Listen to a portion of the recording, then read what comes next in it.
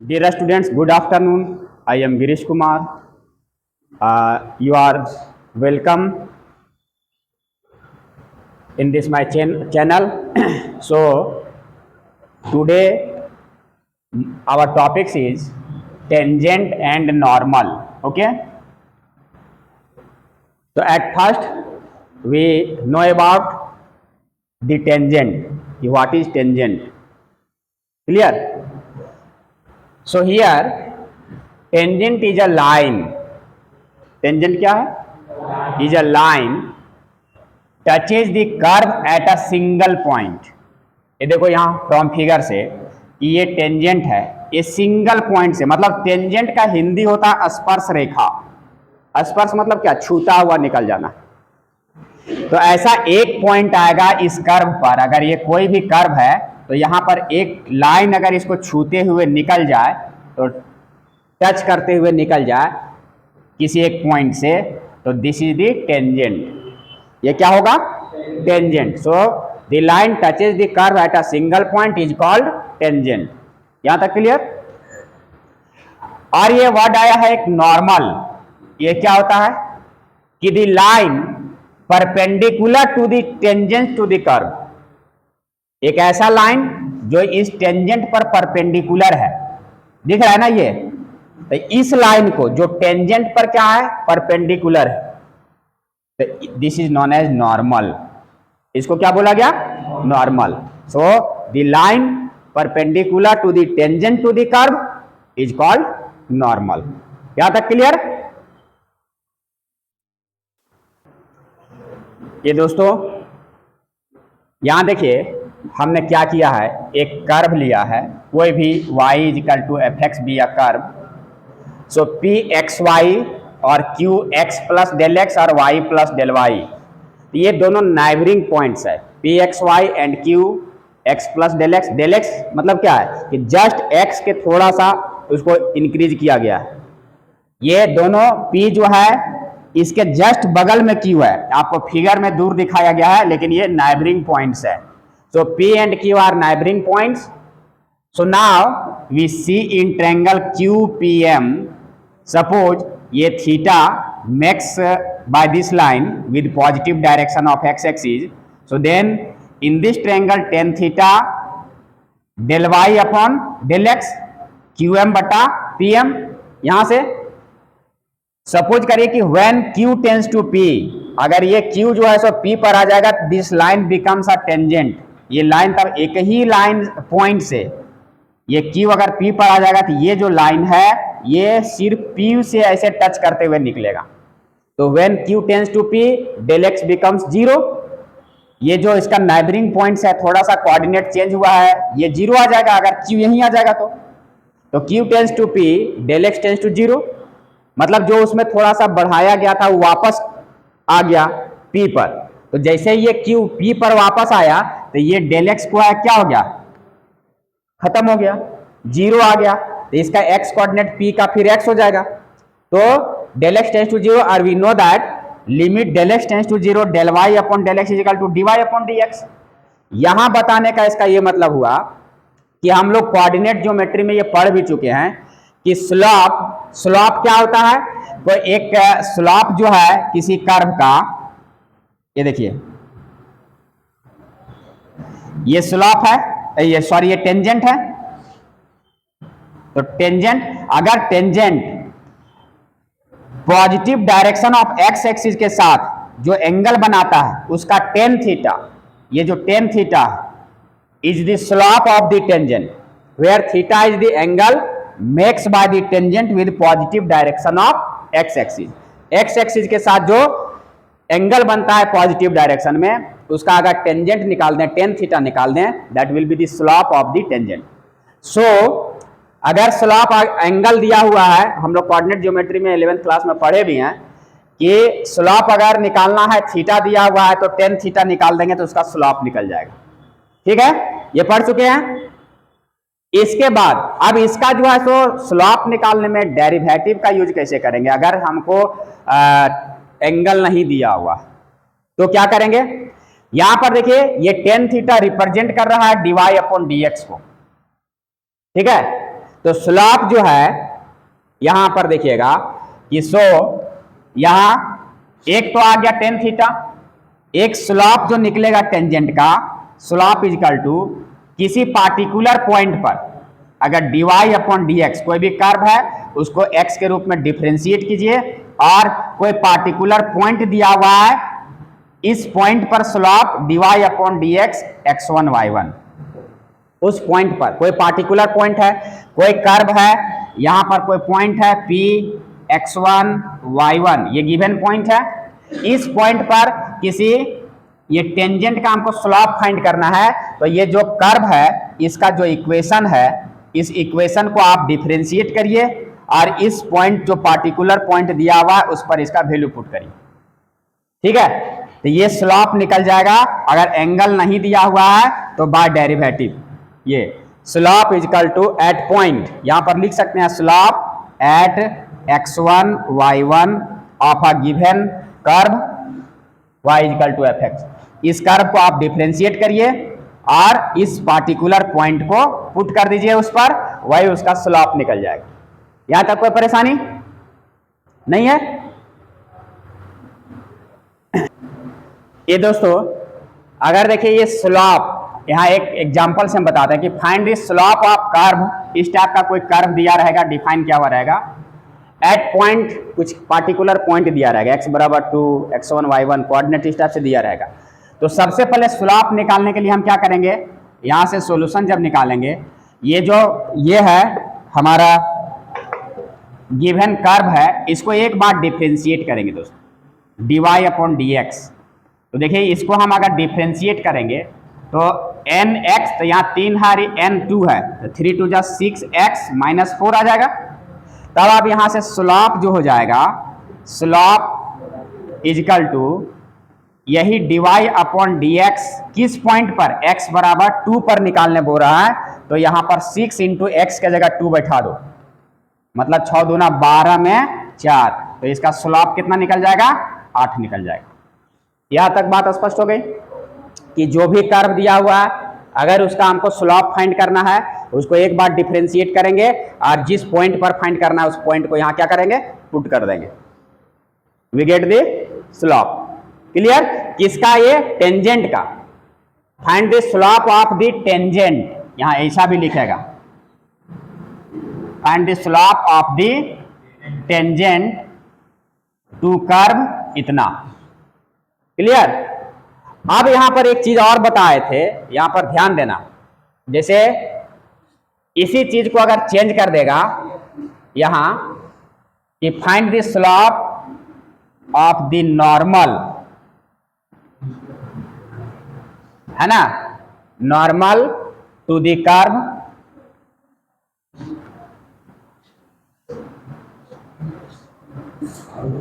y बराबर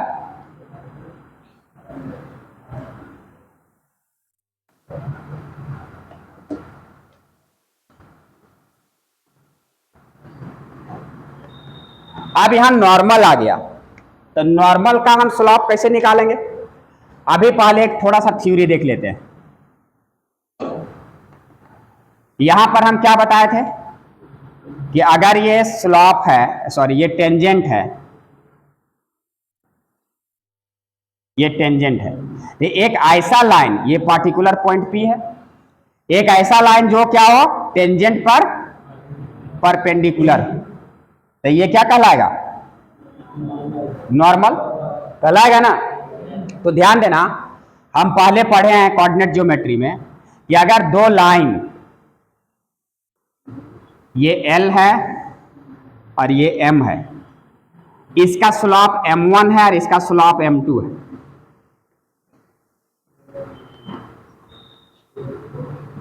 और अगर L1 parallel to, sorry line L parallel to M है, ये दोनों पैरेलल है, तो दोनों का स्लॉप M1 बराबर M2, ये कंडीशन हम लोग जानते हैं ना। अगर दोनों स्लॉप लाइन पैरेलल है तो दोनों का स्लॉप M1 बराबर M2 होता है, ये कोऑर्डिनेट ज्योमेट्री 11 में पढ़ चुके हैं।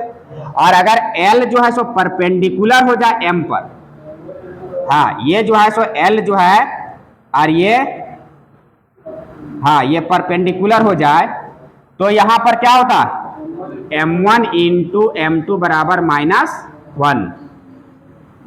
ये कंडीशन हम लोग जानते हैं। तो अब सोचना यहां से, इसी कंडीशन से सोचना कि टेंजेंट पर नॉर्मल क्या है, परपेंडिकुलर है। अगर इसका स्लॉप हम जानते हैं टेंजेंट का, तो स्लॉप ऑफ टेंजेंट यहां देखना, अब यहां से फॉर्मूला निकलेगा कि slope of tangent, slope of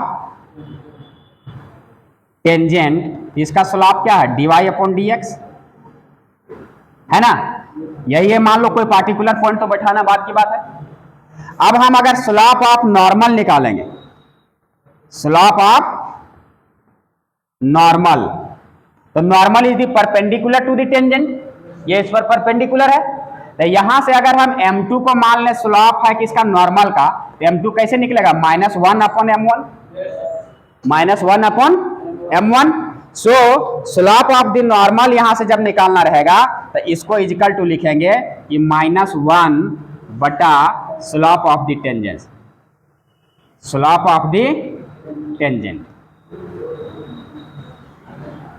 बस में आ रही ना, क्यों, क्योंकि m2 अगर हम मान लें नॉर्मल का स्लॉप है, इसका स्लॉप m2 मान लें और इसका स्लॉप m1 मान लें, तो m2 बराबर -1 अपॉन m1। बस में आ रही है।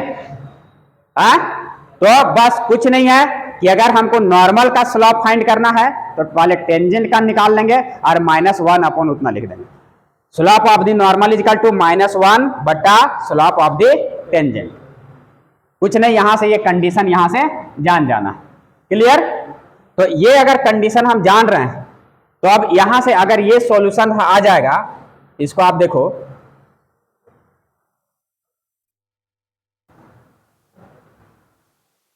यहां पर सॉल्यूशन देखो इसका क्या होगा कि find the slope of the normal to the curve इतना एट x बराबर 2। तो सबसे पहले काम है हमको स्लॉप किसका निकालना, टेंजेंट का निकालना। हम सबसे पहले इसको dy अपॉन dx निकालेंगे और ये 6x - 4, so dy upon dx, ये स्लॉप किसका निकलेगा, slope of tangent, slope of tangent is equal to dy upon dx, किस पॉइंट पर निकालने बोला है, x बराबर 2 पर। तो dy अपॉन dx में यही वैल्यू है, तो यहाँ 6x की जगह 2 पुट करना है -4, तो इसका 8 आएगा रिजल्ट। तो अब यहीं से अगर स्लॉप ऑफ द नॉर्मल निकालना है, स्लॉप ऑफ द नॉर्मल, तो क्या करेंगे, -1 बटा स्लॉप ऑफ द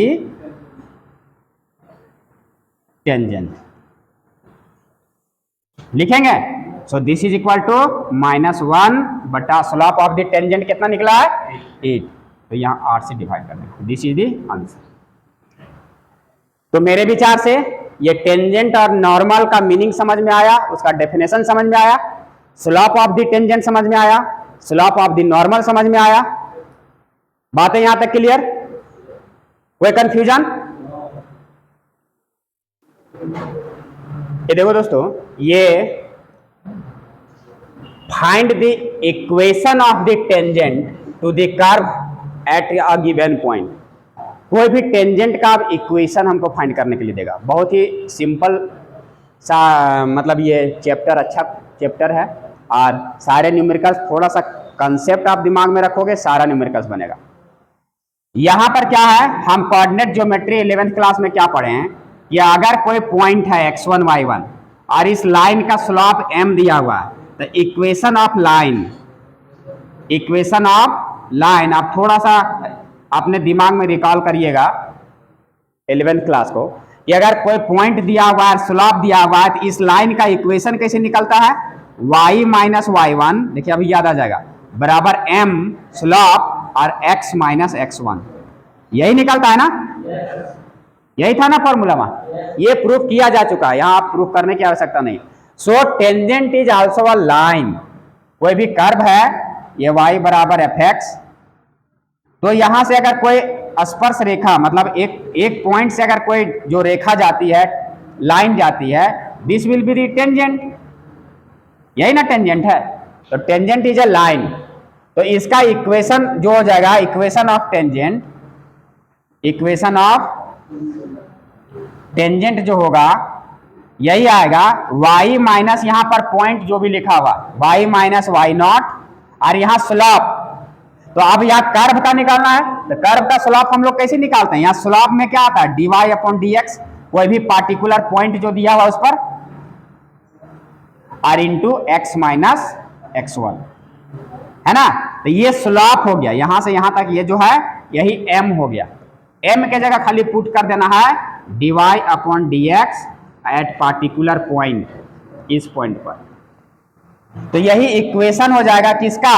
स्लॉप का, सॉरी टेंजेंट का। ये इक्वेशन निकल गया। अगर इक्वेशन ऑफ द नॉर्मल निकालने के लिए बोल दे तो यहीं से निकल जाएगा इक्वेशन ऑफ द नॉर्मल। तो बता, इसी पॉइंट पर हमको निकालना है ना। यहां पर x1 के जगह x0 होगा, क्योंकि ये पॉइंट हम x0 लिए। आप x1 y1 भी मान सकते हो, कोई दिक्कत नहीं। नॉर्मल में अगर हमको एक पॉइंट दिया हुआ है तो सिर्फ हमको स्लॉप चाहिए। तो अगर टेंजेंट का स्लॉप हमको पता है तो नॉर्मल का भी निकल जाएगा। क्या हो जाएगा? सिर्फ -1 बटा उतना हो जाएगा। तो इसका आ जाएगा y माइनस वाई नॉट बराबर -1 बटा dy upon dx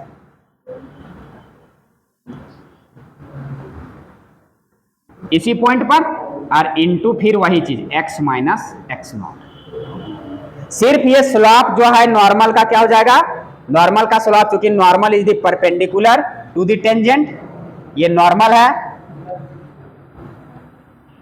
normal is perpendicular to the tangent.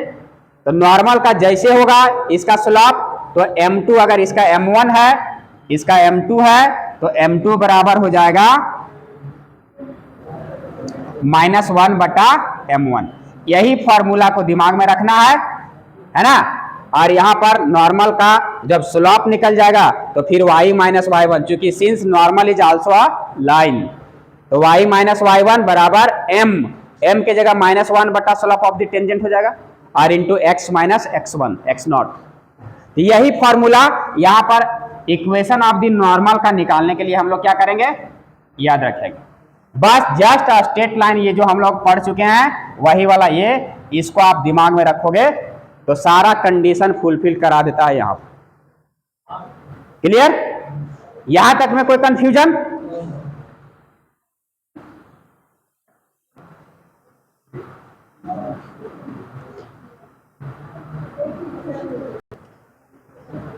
तो दोस्तों, equation of the tangent y minus given point y1, यहां m slope x minus x1, here x1 is this slope of the normal, sorry equation of the normal. तो ये y minus y1 बराबर -1 of the slope of the tangent, -1 बट्टा वाला भाग दे देंगे तो ये निकल जाएगा m नॉर्मल का और into x minus x1।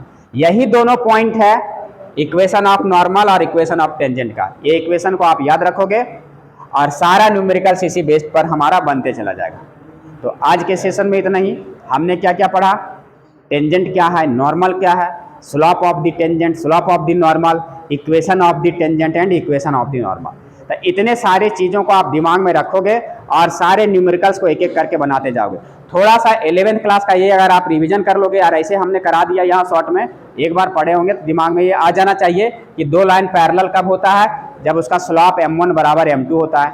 Perpendicular कब होता है? परपेंडिकुलर कब होता है? जब m1 इंटू m2 मतलब स्लॉप का प्रोडक्ट -1 देता है। ये 11th में डिटेल से बताया गया है, आप इसको एक बार दिमाग में ले लेना है, उसको नोट्स को पीछे जाके पलट लेना है। इसके बाद कोई भी लाइन का जो इक्वेशन अगर हमको फाइंड करना है तो अगर एक पॉइंट है, एक स्लॉप पता है, तो y माइनस y1 बराबर m into x minus x1। इसी के बेस पर सारा इक्वेशन टेंजेंट का और नॉर्मल का फाइंड आउट हो जाता है और इसी बेस पर जो है सो हम लोग पूरे एक्सरसाइज को बनाने का कोशिश करेंगे। इसके बाद जो थ्योरी है उसको नेक्स्ट वीडियो में, ये लंबा हो जा रहा है और हम कोशिश करते हैं कि 20 मिनट के अंदर बने, लेकिन बहुत सारा वीडियो बहुत लंबा हो जाता है। तो आज के सेशन में इतना ही, फिर मिलते हैं आपसे नेक्स्ट वीडियो के साथ। तब तक आप पढ़ाई पर पूरे जोश और खरोश से ध्यान दें और हमारा जो समाज है इसको ऊपर लेके आएँ, यही हम बार बार रिक्वेस्ट करते हैं। तो अगर वीडियो पसंद आए लाइक शेयर एंड सब्सक्राइब जरूर करें। बहुत बहुत धन्यवाद। जय हिंद, जय भारत।